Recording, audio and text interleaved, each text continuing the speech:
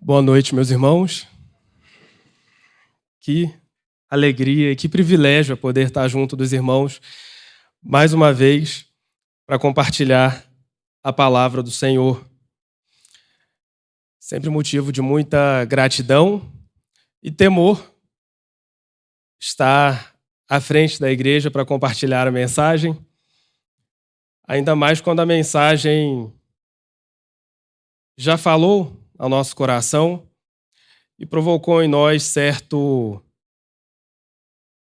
agitação, talvez, mas do bom tipo de agitação. Eu gostaria de compartilhar com os irmãos o texto de Apocalipse 3, versículo 20, texto muito conhecido da igreja, utilizado diversas vezes. Eu creio que muitos aqui já tiveram a oportunidade de utilizar esse texto ou ouvi-lo em alguma ocasião de sua vida. Apocalipse, capítulo 3, versículo 20.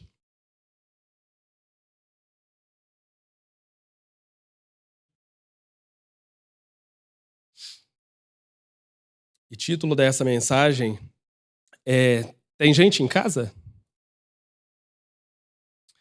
Em Apocalipse 3, 20, eu estou utilizando a versão que a gente comumente utiliza aqui na igreja, revista atualizada, nós lemos o seguinte: Eis que estou à porta e bato. Se alguém ouvir a minha voz e abrir a porta, entrarei em sua casa e cearei com ele e ele comigo. Vamos orar mais uma vez? Pai querido, muito obrigado, Senhor, por essa oportunidade tão maravilhosa que nós temos de, já no início da nossa semana, nos reunirmos com o teu povo, a tua igreja, Deus, para prestarmos culto. Obrigado por tudo aquilo que o Senhor já tem dito a nós. Obrigado pelas batidas que o Senhor já tem dado na porta do nosso coração nesse dia, desde hoje cedo. E nesse momento nós pedimos, Deus, que por tua graça e misericórdia, mais uma vez, o Senhor fale aos nossos corações, Pai. Que os nossos corações estejam preparados para receber a tua palavra, que apesar do teu servo, Deus, pela ação do teu Espírito Santo, o Senhor comunique aquilo que o Senhor deseja ao teu povo e que isso sirva para nós como crescimento, Pai. Que a tua palavra encontre lugar e produza vida em nós e transformação dia após dia em nós. Em nome do teu Filho Jesus. Amém, Pai. Amém. Meus irmãos, ao contrário do que se pensa muitas vezes e da forma como comumente esse texto de Apocalipse 3:20 é utilizado em impactos evangelísticos, coisa do tipo, toda essa carta e esse versículo se encontra na carta escrita à igreja de Laodiceia, que se encontrava ali na Ásia Menor. Ela foi escrita para uma igreja, conforme o título, desse trecho que a gente leu diz, Carta à Igreja em Laodiceia. Não há nada de errado em utilizá-lo nos impactos evangelísticos, coisa do tipo, mas a verdade é que no sentido original dele ele foi escrito para uma igreja. E não foi para qualquer igreja, não. A igreja em Laodiceia era uma igreja especial, de alguma forma. Era uma igreja financeiramente abastada e ela se orgulhava disso, das suas riquezas e tudo mais. E, de alguma maneira, essa característica vinha da cidade em que ela estava inserida, Laodiceia. E aí eu vou me aventurar a falar um pouquinho de história. E eu tenho um historiador que veio junto comigo hoje, o Vitor, um amigo, visitante, que vai poder depois puxar minha orelha se eu falar alguma coisa indevida. Mas a cidade de Laodiceia era uma cidade opulenta, uma cidade muito rica mesmo, abastada, cidade de milionários. E ela era conhecida na época por ser centro de algumas coisas. Em primeiro lugar, ela era conhecida por ser um centro bancário, um centro financeiro. E aí, quando eu tive a oportunidade de cursar Relações Internacionais, uma das disciplinas que a gente tem é Geopolítica. E na Geopolítica a gente vê que o fato de estar geograficamente posicionado numa região favorecida já diz muita coisa acerca de um lugar. Não é determinante para o sucesso, para a fama, para conquistas, mas pode ser um fator de muita relevância. E isso era bastante relevante para Laodiceia. ela estava no meio de um centro comercial muito famoso. E nela se localizavam os bancos e, né, organizações financeiras mais relevantes daquele tempo. Mas não só por isso. Laodiceia era conhecido também por ser um centro de indústria e tecidos, especialmente indústria de tecidos, né? Uma indústria têxtil. E a história conta que havia uma lã preta muito famosa na região e no mundo daquela época, que era produzida em Laodiceia. Laodiceia também era conhecido por ser um centro médico de grande importância. E disse que havia, naquela região da Frígia, ali em Laodiceia, um pó, que era chamado de pó frígio, que era utilizado para fazer 2 ungüentos bem importantes. Um ungüento para os olhos, um colírio, e um ungüento para os ouvidos. Então, ela tinha um componente muito importante, em abundância em suas terras, que era utilizado para produzir medicações importantes daquela época. Também tinha uma escola médica de muita importância, de muita relevância naquela região. E, por fim, estava localizada entre 2 cidades reconhecidas por suas águas térmicas. E aí disse de 3 cidades bem importantes ali, né? Laodiceia por conta da questão financeira e tudo mais, mas 2 cidades por conta de águas térmicas. Colossos, conhecida da gente, a igreja de Colossos recebeu uma carta, os Colossenses, 2 cartas, aliás.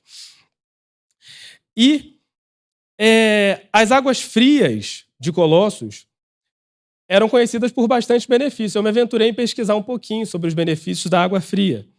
A água fria ela estimula o sistema imunológico, aumenta a disposição e o estado de alerta do nosso corpo, melhora a circulação sanguínea, ajuda no tratamento da depressão em alguns casos.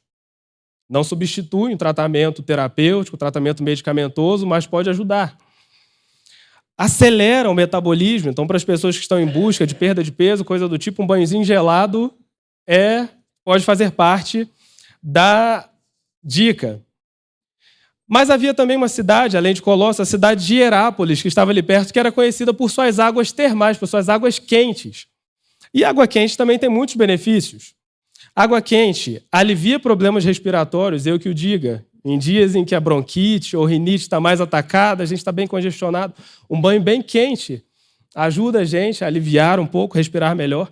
Ajuda a dormir melhor, porque relaxa os músculos. Remove toxinas da pele, porque abre os poros. Alivia a enxaqueca e alguns outros benefícios. Mas acontece que as águas quentes de Hierápolis iam correndo, correndo, e quando chegavam a Laodiceia, ela já estava morna. E isso é a história que diz. E a água morna, apesar de ser favorável para a gente alguns dias também, dias mais frios, um banhozinho morno já é melhor do que um banho frio. Mas não garante benefícios notórios à saúde. E é desse fato que eu quero puxar algo que a gente percebe nesse texto, que eu gostaria de, em primeiro lugar, compartilhar de algumas lições que o Senhor falou muito ao meu coração. E eu quero confessar a vocês que, inicialmente, eu comecei a procurar por um texto que pudesse falar sobre pequenos grupos. A igreja nas casas, algo do tipo. E esse é um texto que fala, de alguma maneira, de uma casa. Não necessariamente a igreja nas casas, mas a casa que é a igreja. E a gente vai conversar um pouco acerca disso. Mas a primeira coisa que me chama muito a atenção acerca do que o Senhor falou a Laodiceia naquele momento é o seguinte. Jesus está chamando a atenção de uma igreja sem fervor. Jesus não está falando conforme ele falou para algumas das outras 6 igrejas que receberam cartas, estavam enfrentando problemas contra heresias, contra falsos mestres, falsos profetas, pessoas que estavam totalmente distanciadas de Deus, envolvidas com práticas imorais. Não, Deus está falando para pessoas que frequentavam a igreja até regularmente, coisa do tipo. Está falando com pessoas que talvez não perdessem uma programação da igreja. Deus está falando com pessoas que, se perguntassem para elas, olha, você tem aí uma prova de que você esteve presente em todos os cultos desse ano, talvez ela teria uma selfie nos cultos, um boletim guardado, anotações da mensagem, coisa do tipo. Eles não tinham abandonado a comunhão com a igreja, a comunhão com o próprio Deus, mas ainda assim, apesar disso tudo, o coração deles estava longe do Senhor. A menção à mornidão que aquela igreja experimentava, e ele vai fazer, em alguns versículos anteriores, menção à pobreza, nudez e cegueira, o que é muito interessante, porque a gente está falando de gente muito abastada financeiramente. Chamá-los de pobres não parece muito interessante, não parece muito coerente. Ele está falando de nudez para uma igreja que está no centro têxtil, que tinha a lã mais famosa do mundo daquela época, falando que eles não tinham roupa, ou que eles estavam expostos. E ele fala de cegueira para gente que tinha um pó responsável por um dos colírios mais importantes daquela época. Ele chama de cegos, nus e pobres. E isso é muito interessante, porque quando ele fala dessa mornidão e desse afastamento, o que Deus está falando é o seguinte: olha, há mais esperança, ou é mais fácil, e é Deus mesmo quem fala isso no capítulo 3, quando ele fala, olha, eu preferia que você estivesse frio do que morno, porque uma pessoa que está fria espiritualmente, afastada de Deus, às vezes até mesmo vivendo em dissolução ou qualquer coisa, é mais fácil que essa pessoa caia na real e perceba que ela precisa de Deus, que ela está fazendo algo totalmente distante daquilo que Deus espera dela. Mas alguém que está frequente em cultos, alguém que talvez cante, eu desconfio que talvez o pastor que estava lendo aquela carta poderia estar envolvido também no meio dessa mornidão. É mais difícil, porque a pessoa está cheia de si. E Deus mesmo fala para essa igreja, olha, você acha que você é rico, ou seja, ele está dizendo assim, você pensa muito acerca de si próprio, mas você está errado. Deus fala que a pessoa que está morna, que está afastada dele, apática, ainda que presente nos cultos, ou algo do tipo, cumprindo um protocolo religioso, teria mais dificuldade de reconhecer o seu distanciamento de Cristo, a sua carência espiritual, a sua nudez, sua pobreza, sua cegueira. E eu me lembro de 2 textos específicos que corroboram com isso que a gente está falando. Em Lucas, no capítulo 18, versículos de 10 a 14. Lucas 18, de 10 a 14, nós lemos o seguinte: 2 homens subiram ao templo com o propósito de orar, um fariseu e o outro publicano. O fariseu, posto em pé, orava de si para si mesmo, desta forma: ó Deus, graças te dou, porque não sou como os demais homens, roubadores, injustos e adúlteros, nem ainda como este publicano. Jejuo 2 vezes por semana e dou o dízimo de tudo quanto ganho. O publicano, estando de pé, longe, não ousava nem ainda levantar os olhos ao céu, mas batia no peito, dizendo, ó Deus, sê propício a mim, pecador. Digo-vos, pois, que este desceu justificado para a sua casa, e não aquele. Porque todo o que se exalta será humilhado, mas o que se humilha será exaltado. Esse fariseu de quem a gente acaba de ler em Lucas era como um daqueles laodicenses, que estava orgulhoso do seu prestígio, de sua religiosidade, do seu jejum, dos dízimos que ele entregava. Me lembra um pouco do jovem rico que foi falado mais cedo, né? Alguém que pensa que por estar cumprindo com protocolos religiosos estava tudo bem. Mas o interessante é que não foi ele quem desceu justificado, porque não foi ele quem se humilhou perante Deus, ele não orava a Deus. O coração dele estava distante do Senhor. O texto fala que ele orava de si para si mesmo. Falando dos outros, olha, Senhor, tenha misericórdia dos demais. É como a gente chegar num dia em que a gente ouve uma mensagem como essa e pensar assim, nossa, eu conheço alguém que precisava estar ouvindo isso. Nunca é a gente. A gente tende a, às vezes, ter dificuldade, né, ou facilidade em trazer ou fazer algumas leituras equivocadas acerca de nós mesmos e com alguma frequência da palavra de Deus mesmo. Nós tendemos, infelizmente, a olhar para nós, eu falo a partir de mim, com orgulho. Eu faço tudo certo, Senhor. Só não nasci na igreja porque não era muito conveniente, mas se não fosse por isso, tinha nascido lá dentro. Mas a primeira oportunidade eu já estava lá dentro. Meus pais me levaram desde pequenininho e tudo mais. E a gente acaba por desprezar aqueles que ainda não tiveram um encontro com Cristo ou aqueles que estão fracos na fé. E aí eu me lembro mais uma vez de um outro texto, e eu não vou abri-lo ou lê-lo nesse momento, mas se encontra lá em Mateus 18, quando nós encontramos algumas orientações acerca de como o irmão que é encontrado em pecado, numa falta, deve ser tratado. Em primeiro lugar, você vai até o irmão, conversa com ele. Se ele te ouviu, glória a Deus. Se não, traz mais uma testemunha, conversem com ele. Ele ouviu, se converteu do pecado dele, glória a Deus. Se não, traz para a igreja. E a igreja vai arguí-lo, vai confrontá-lo. Se ele ouviu, glória a Deus. Se não, o que ele fala? Trata-o como gentio e publicano. Normalmente a gente toma esse gentio e publicano como entrega para Satanás. Esquece desse cara, não se importe mais com ele não quer saber de Deus. Mas a gente tem que pensar que as escrituras precisam ser interpretadas à luz de Cristo. Como é que Cristo tratava gentios e publicanos? Com graça, amor, compaixão, como pessoas que carentes de encontrar a verdade, de ter um encontro real com Cristo. Publicano de quem a gente acabou de ler foi aquele que desceu justificado. Foi para a oração dele que o Senhor atentou. E por que eu estou dizendo isso? É possível que, às vezes, apesar de estarmos frequentando a igreja, de não perdermos um programa, cantarmos num coro, em 2 talvez, participar de um pequeno grupo, tocar, ou qualquer outra coisa, que o nosso coração esteja distante do Senhor, que a gente esteja fazendo por muitas motivações, por muitas razões, que não em adoração, serviço ao Senhor, sem fervor, de maneira morna. O primeiro amor ficou para trás já há muito tempo. E o que sobrou foi aquilo que a gente aprendeu, a rotina. Mas a vida inteira eu fui no domingo para a igreja, o dia que eu não for eu nem sei o que fazer, então eu vou à igreja.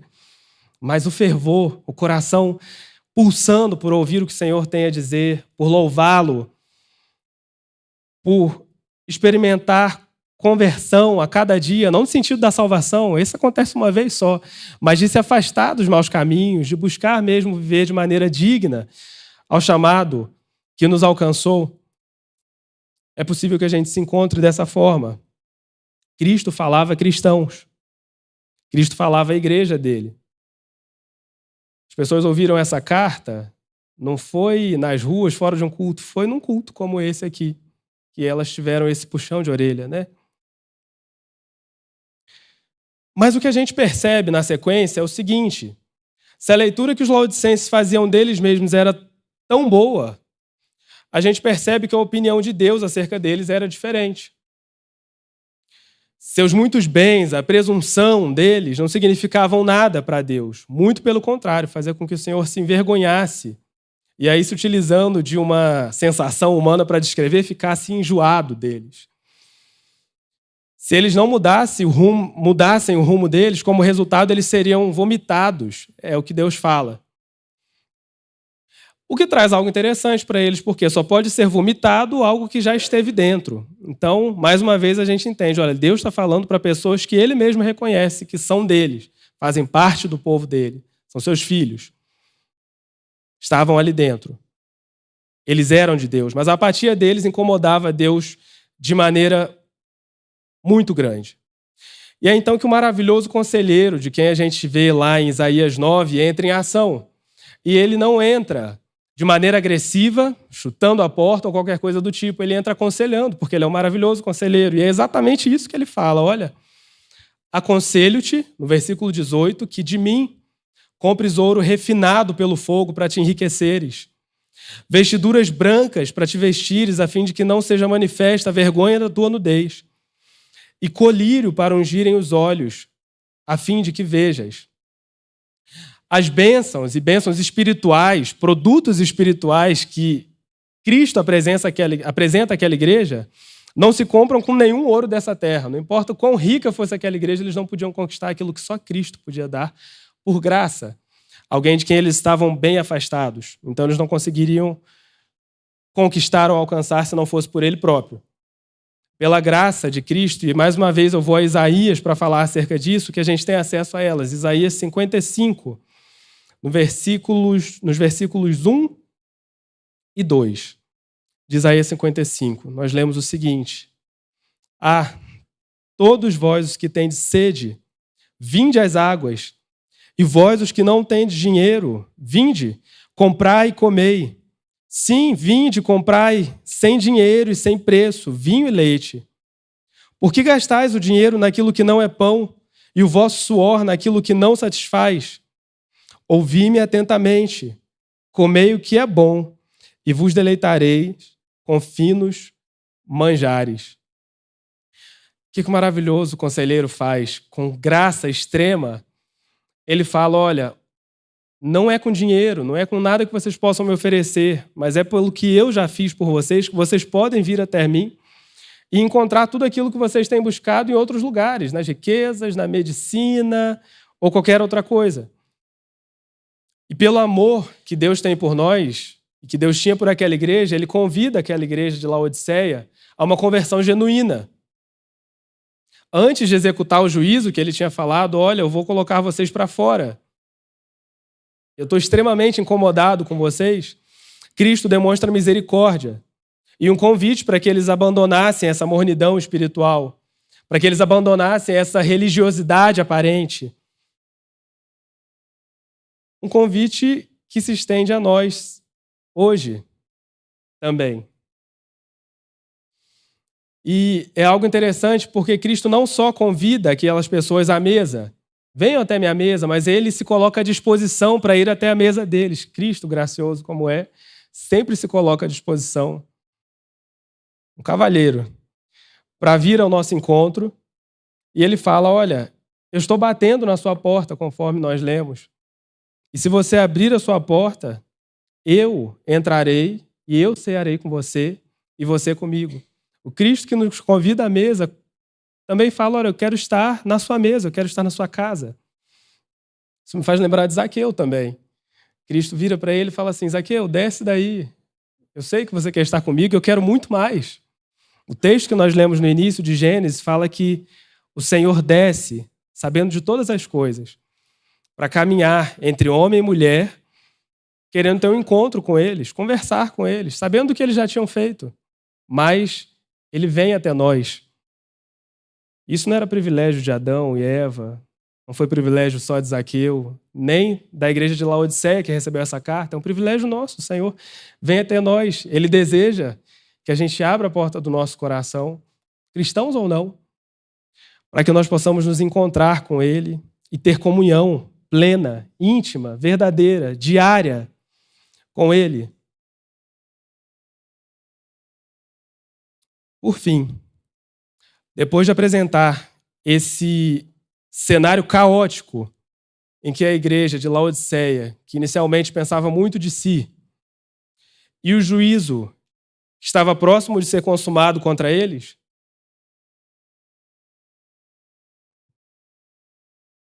o Deus de amor apresenta também o fim, que aguarda aquele que abre a porta do coração quando ele está a bater. E ele fala o seguinte, olha, sabe o que eu tenho para vocês? Eu tenho para vocês riqueza real. Eu tenho para vocês ouro refinado pelo fogo, ouro eterno, que não tem fim, que não é consumido por nada. Eu tenho para vocês vestes purificadas. Eu tenho para vocês visão restabelecida. E eu olho para esses três elementos, eu acho bem interessante. Aspectos da salvação, riqueza real, eterna, vestes purificadas e visão restabelecida. Em outras palavras, eu creio que Cristo está falando de discernimento. Visão restabelecida, discernimento do pecado, do erro que nos afasta do Senhor, daquilo que a gente faz que não o agrada. Visão para que nós possamos compreender isso. Vestes purificadas, perdão de pecado, vestes limpas pelo sangue de Cristo, agora vestes brancas, riqueza real e eterna, salvação eterna. O que ele está falando para eles? Olha, cegueira, nudez, riqueza. Ele está falando, eu tenho para vocês discernimento, eu tenho para vocês perdão, reconciliação. Eu tenho para vocês vida eterna. E vocês estão buscando no dinheiro, estão buscando em programas sem fim, buscando talvez até mesmo dentro de uma igreja. Mas meu coração está distante. O coração de vocês está distante de mim. E a promessa que o Senhor faz lá em Apocalipse 3, ao vencedor, dar-lhe-ei sentar-se comigo, versículo 21, no meu trono, assim como também eu venci e me sentei com meu Pai no seu trono. A promessa de nos sentarmos com Ele, de reinarmos com Ele eternamente, de vivermos com Cristo pela eternidade, já sem pecado, sem cegueira, e observando a Deus agora de maneira plena, lavados, remidos pelo sangue de Cristo, continua à nossa disposição. O Deus que falou à igreja de Laodiceia, convidando-os a um relacionamento íntimo consigo, continua nos convidando, ainda hoje, para um relacionamento verdadeiro, real, diário, conforme eu já disse, com Ele. O amor de Deus continua o mesmo, foi dito aqui, o Deus que curou, curou também o nosso irmão, para a glória de Deus. O Deus que salvou naquela época, que oferece perdão, continua oferecendo hoje, que oferece vestes lavadas, que oferece a maior riqueza que a gente pode ter, continua sendo o mesmo. O sacrifício de Cristo em favor do homem perdido foi suficiente, continua e vai continuar sendo até a volta dele, suficiente para resgatar todo homem ao local em que nós reinaremos com ele para sempre. É o que ele promete. Nos assentarmos com ele, vencedores, conforme ele venceu. Com isso, eu quero concluir da seguinte forma. É possível que ainda hoje, nós, Igreja do Senhor, não em Laodiceia, distantes, aqui no Brasil, Belo Horizonte, Barro Preto, fechemos a porta do nosso coração a tal ponto que Jesus fique de fora, aguardando que a gente abra de novo o nosso coração.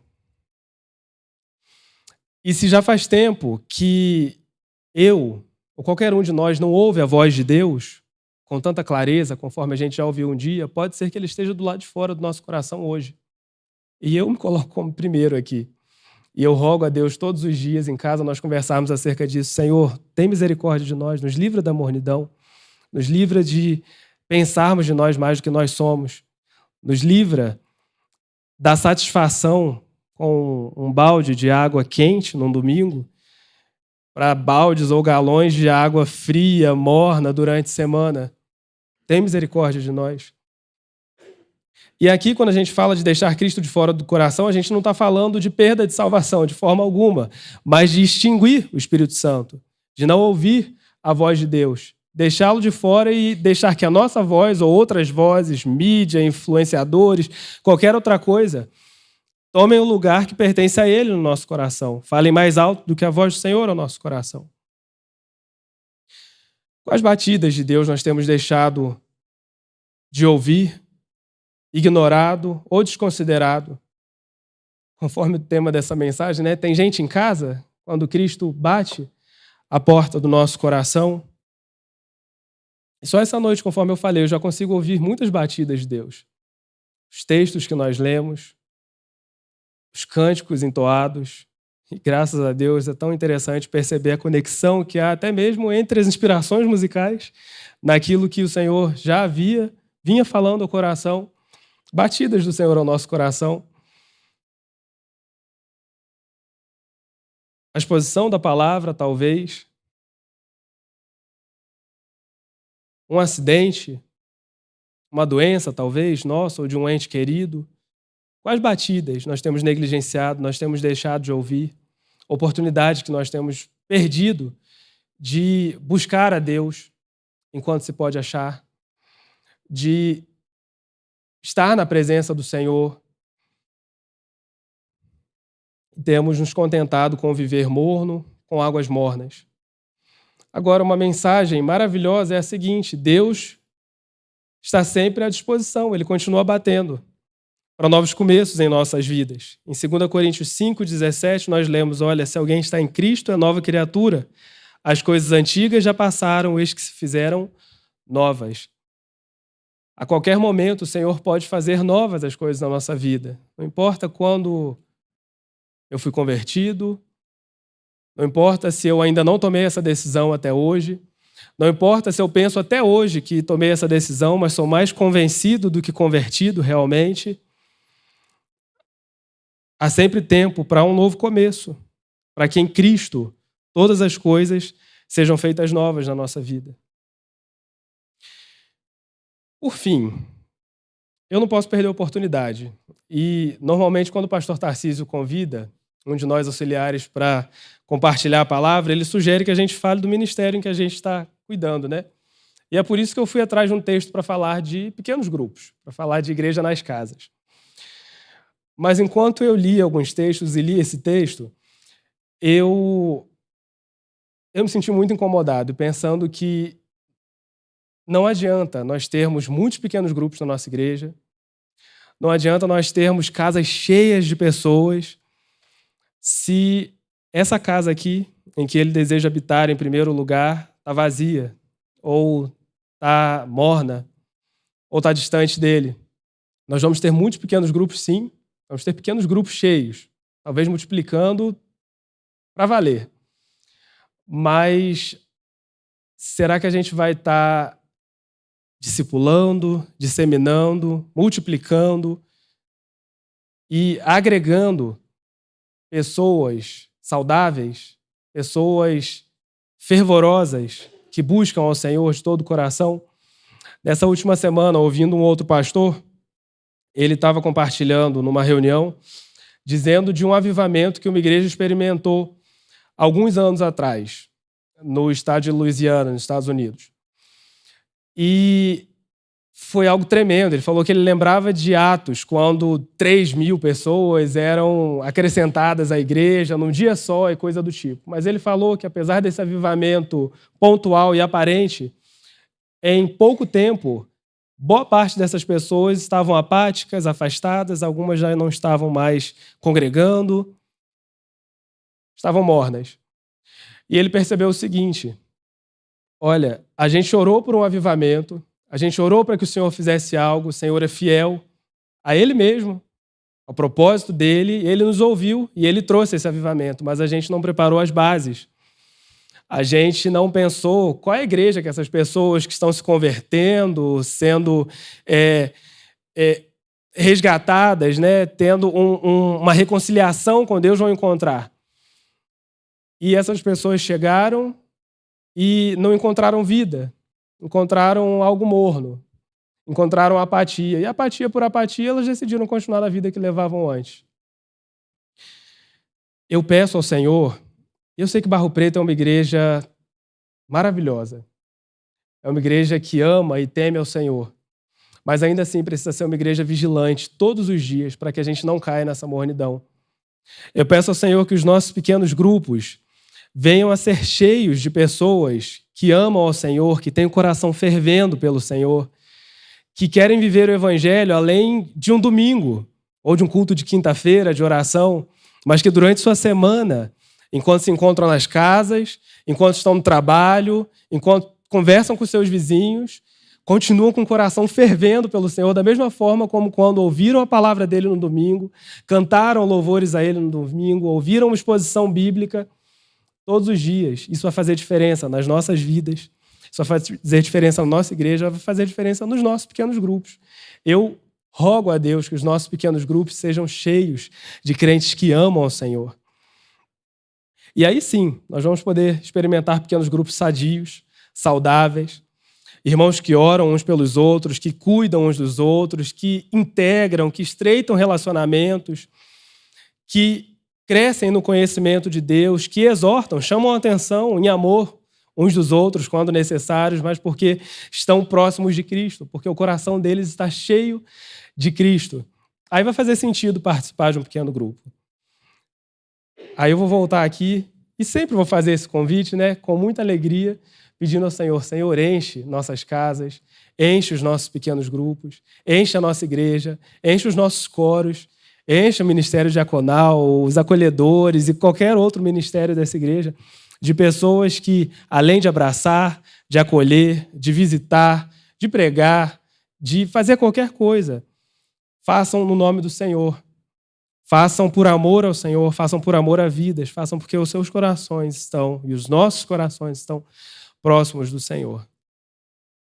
Então, eu quero deixar um convite a vocês, a participação de um pequeno grupo. Que vocês possam, me procurem, tem aí no vídeo do IBBP em ação, tem no boletim, e-mail, WhatsApp, algum meio, no final do culto, qualquer outra forma. Mas mais do que isso, o convite que eu quero deixar é um convite para que cada um de nós abra a porta do nosso coração para que o Senhor a cada dia faça morada nele, para que nós possamos abrir a porta do nosso coração enquanto ele bate, enquanto a voz dele ainda é ouvida, e que o Senhor nos abençoe grandemente.